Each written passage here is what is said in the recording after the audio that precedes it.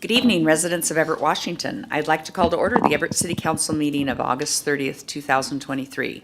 The City Council meets all requirements of the State of Washington Open Public Meetings Act. Community members are welcome to join either in person, remote via Zoom, or by calling in. For those who'd like to participate in the future on Zoom, you'll find the instructions to register for public comment on the City of Everett website under the City Council Department. Please note, we do not allow comments on any kind of campaigning, whether for or against ballot measures or candidates running for office. We also do not accept comments focused on personal matters that are unrelated to city business. Clerk, will you please call the roll? Mayor Franklin. Here. Councilmember Ryan. Here. Councilmember Schwab. Here. Councilmember Fossey. Here. Councilmember Zarlingo. Here. Councilmember Vogely. Excused? Vice President Tui. Here. President Stonecipher. Here. And I'd like to ask Councilmember Schwab, would you please lead us in the flag salute? I pledge allegiance to the flag of the United States of America and to the republic for which it stands, one nation, under God, indivisible, with liberty and justice for all. And Councilmember Zarlingo, would you please read the land acknowledgement this evening? Certainly. This council wishes to acknowledge the original inhabitants of this place, the Snohomish people, and their successors, the Tulalip tribes. Since time immemorial, they have hunted, fished, gathered on, and taken care of these lands and waters. We respect their sovereignty, their right to self-determination, and honor their sacred spiritual connection with the land and the water. We will strive to be honest about our past mistakes and bring about a future that includes their people, stories, and voices to form a more just and equitable society. Thank you. And do I hear a motion to approve the minutes for the August 23rd meeting? So moved. Second. We have a motion and a second for the approval of the minutes. Clerk, will you please call the roll? Councilmember Ryan. Yes. Councilmember Schwab. Yes. Councilmember Fossey. Yes. Councilmember Zarlingo. Yes. Vice President Tui. Yes. President Stonecipher. Yes. And good evening, Mayor Franklin. Good evening, President Stonecipher and council members. Just one comment about Overdose Awareness Day. Tomorrow is International Overdose Awareness Day, and to honor this, I'll be sharing a proclamation. But first, I want to introduce a guest. Lindsay Arrington, founder of Hope Soldiers, is here with us today. She's here yet. She is not, but the Okay. proclamation is still relevant. So, Okay, yeah. well, if she comes later, I would ask that we give Yes, her the opportunity to speak, because she was planning to be here and say a few words. But just in place of that, I will share a proclamation tomorrow at the county campus. There will be a vigil, and that's the 7th Annual International Overdose Awareness Candlelight Vigil. And I'm not quite sure the timing of that. Maybe Councilmember Ryan knows, and so she can share that. I believe it starts at 5 p.m. Thank you, thank you. But I'll read the proclamation, and hopefully Lindsay can come later. Whereas August 31st marks International Overdose Awareness Day, the world's largest annual campaign to end overdose, remember those who have died from overdose without stigma, and acknowledge the grief of their families and friends. And substance use disorders are treatable, chronic diseases that can affect anyone regardless of race, gender, or socioeconomic status. And many individuals and families in Everett have been affected by the substance use or overdose of a loved one. And 1 in 7 Americans aged 12 or older reports experience a substance use disorder. And since 1999, more than 1 million people have died from a drug overdose in the United States. And recently, the vast majority of fatal overdoses have involved an opioid. And with the prevalence of fentanyl, the risk of overdose has grown even greater. And the City of Everett stands with the families and friends of those who have lost to overdose and remains committed to raising awareness, reducing stigma, and advocating for more resources to address this epidemic. We want to express our appreciation for the Lee family, the Warfield family, and the Hope Soldiers for all their efforts over the years to raise awareness, educate the community, and reduce overdoses in our community. Now, therefore, I, Cassie Franklin, Mayor of the City of Everett, do hereby proclaim August 31st, 2023 as Overdose Awareness Day, and urge all residents and visitors to join us in attending the 7th Annual Overdose Awareness Candlelight Vigil. And you're right, it is 5 to 9 p.m. tomorrow on the Snohomish County Plaza. Thank you. Thank you. No further comment. Thank you, Mayor. And Angie, do we have anyone signed up to speak for public comment this evening? Good evening, President Stonecipher. We do. We have 2 that wish to speak now and 1 to speak on agenda item 10. Thank you. So if Elizabeth could please come to the podium.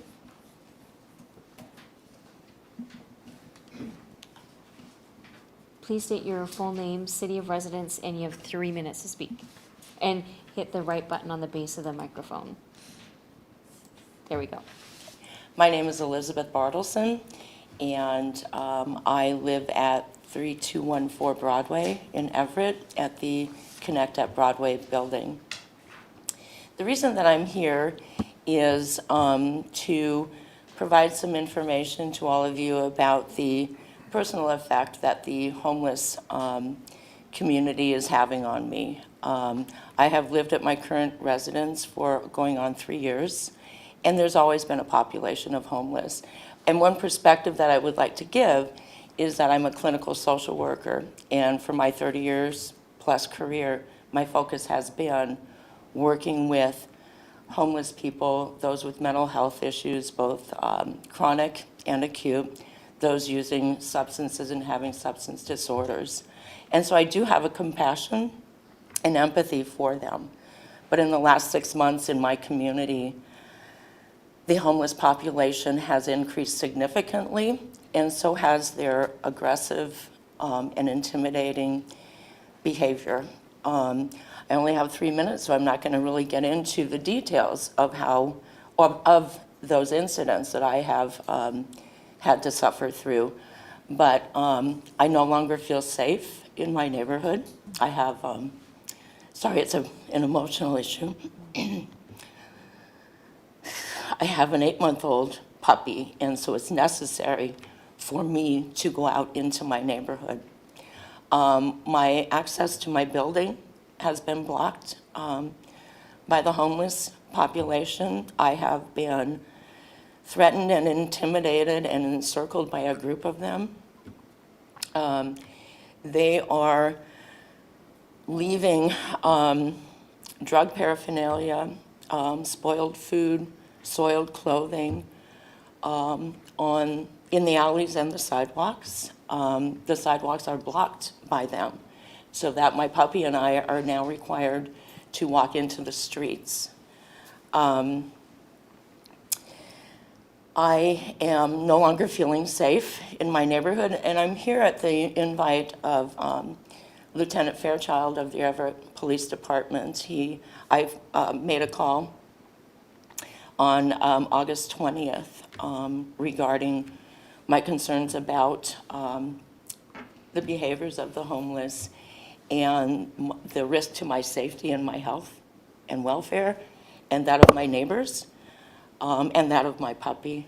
And the response from the police department was unsatisfactory. I've made several calls to them in the last 6 months, and the response is, from the dispatcher, we'll send an officer to tell them to move along. I'll They need may you to move wrap up, along. Elizabeth, sorry. I'm sorry, I'm done. Sorry, I was hoping I would have more time. Thank you. Emily, if you could please come to the podium? Do I need to push the thing? No, it's good. Okay, starting.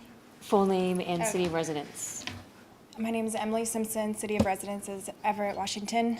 I live in the Waits Motel, and I want to talk about housing for a second, which was, I came to if you wonder why does somebody who isn't drug addicted go and move into that place in the first place, and that was because I was living in downtown Seattle in not affordable housing, supposedly. And I lived there for 12 years, and it started out affordable. The tech boom happened, and slowly our rents increased. The building I lived in was really, really bad. Human feces in the stairwell, stabbings in the lobby, everything like that. So as the place around me got better with the tech boom, Amazon and all that, it was really awesome because it got a tiny bit safer. And gosh, as time went on, the building got sold to a different company, and it started to get gentrified. My rent skyrocketed. So over the course of 12 years, it started out at $800 and then went up and up and up and up. But right before I left, it was at $2,300 a month for just a studio apartment. And it was kind of sad to have to go because that was right around when the building itself was getting better, like little Amazon machines and little coffee things put in, no more stabbings in there. So I looked everywhere for somewhere to live that was affordable to rent. And happenstance, you know, the owner of the Waits Motel had a position and said, you know, if you can make this work, there you go. So I said, okay, and took that on. Didn't want to live in that filth, but was also pretty familiar what it was like. My husband and I took out 20 truckloads of, you know, trash and debris and got out majority of the bad apples, make it safe for everybody, built a community, got to a point where nobody was able to buy it, including you guys. So we decided to try ourselves. We had the due diligence. You couldn't find someone who knew that place better than us at that point.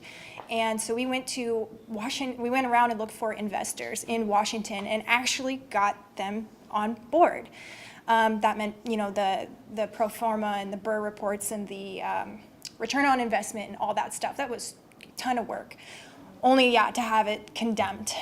So now, anyways, sitting in this condemned building with these people that live there are really sad and disappointed. They're scared they're going to be sent to pallet and shelter homes, which they call, they consider those like fancy jails. Sure, we're all grateful to have a roof over our head, but yeah, it just comes down to, how, you know, the feeling of it. Also a millennial, and I think majority of millennials right now, like, we just don't trust government, and I don't feel a lot of trust in government right now at all. The whole thing just feels corrupt and weird and greedy and messed up. It's like the whole American dream. Like, why did I go through all that? Why did we try so hard? And we need you to wrap it up. Land acquisition. The next one is for agenda number 10. Okay, great, thank you. And so we are, let's see, first, we will move on to council comments and liaison reports, starting with Councilmember Ryan. Nothing for me tonight, thank you. Thank you. Councilmember Schwab. No report. Councilmember Fosse. No report, but thank you for the people who are coming to speak publicly. Appreciate it. Thank you. Councilmember Zarlingo. And nothing for me. Vice President Tui. And I have nothing tonight either. Thank you. And I just wanted to make a correction. Last week, I inadvertently called the nursing supervisor who came from Snohomish County Jail by the name Amanda, who was originally supposed to be at council for us. So Nurse Nancy Roach, my apologies for getting your name mixed up at the meeting. That's all I have. And do we have an administrative update this evening? Just flagging 2 emails, one that I sent, one that I sent today on project labor agreements in the executive municipal building, and then the other regarding, I think a few days ago, around jail rates. Both of those questions came during the last council meeting, so just Thank you. noting those, and that's it. Thank you.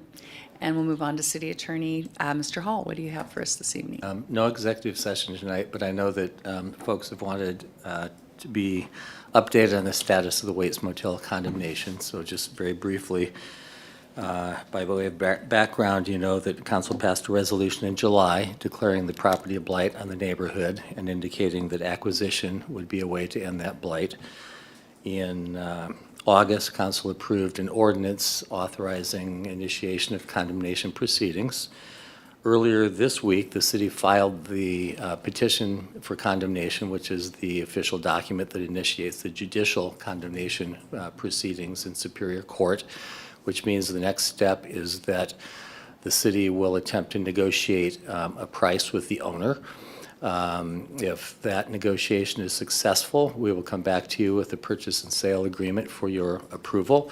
If it's not successful, then a jury in Snohomish County Superior Court will set the price. We've received several questions, of course, about relocation of long-term residents.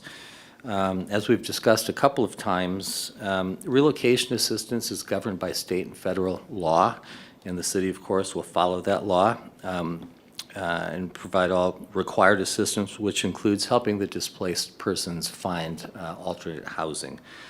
We recently entered into a contract, as we said we would, with a relocation specialist and are working out the details of how best to reach out to the long-term residents of the Waits. The relocation specialist will coordinate with the city's community development staff to connect residents with services if they so desire. We've also had some questions about the ultimate use of the property. That's not really before us right now. The stage we're at right now is acquiring the property to get rid of the blight. The ultimate use is something that you will decide as a policy matter. Administration may have some suggestions. We're not negotiating with any developer at the moment, and that will be the next stage when you all will decide with, I'm sure, some input from administration on what the ultimate use of the property may be, but we're not there yet. Thank you. Councilmember Fosse. Thank you so much for that. Can you clarify a little bit on the qualification for the relocation assistance? Do they have to be current on their rent, be there at a specific time? What would qualify them for this specifically? I don't know the details of what the qualification requirements are, but they're not strict. I don't believe they have to be current on rent. They can't be somebody who moved in last week because they heard that they could get relocation assistance, right? They have to be a reasonably long-term resident. And beyond that, I would have to get back to you with the requirements under the statutes.